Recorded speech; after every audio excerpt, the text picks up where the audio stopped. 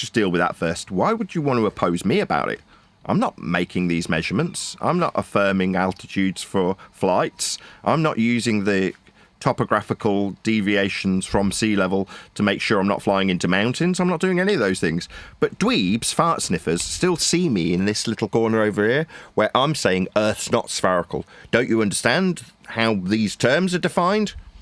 This isn't an English lesson. I'm not terminalising these things. The definition is inconsequential. We're talking about geography and measurements. Now, if you want to say that a mile, when it's described on a radar or when it's describing altitude, isn't horizontal, then you're delusional. That's how it's measured. It is what it is. And that's how Earth's been surveyed so that planes don't crash into the land. It is just that simple. Now, again, I'm not doing any of these things. I'm not making any of these measurements. But there's a, understandably, preconceived notion that I will sit over here telling you how you're wrong when you say it is a ball. Like we need to get into a wrangle-dangle about how flat and level are defined. No. Let's talk about a mile. Oh, well, why would we? Well, we wouldn't. There's no need to. A mile is what it is. Now, you can tell me all day long, no, miles bend. Really? So when you, a baller, just so we're back in this for a moment, position where it's ball versus non-ball, you say we've got 8 inches per mile squared.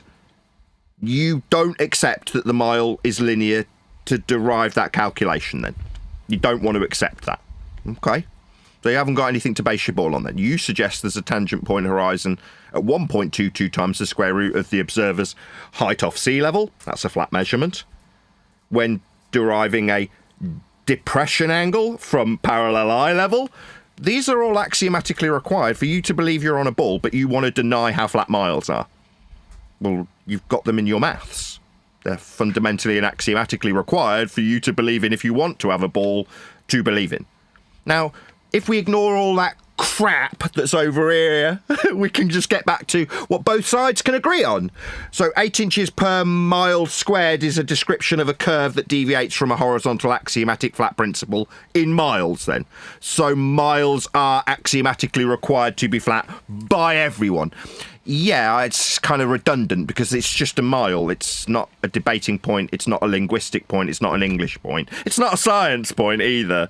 It's a geographical point that's required to be level.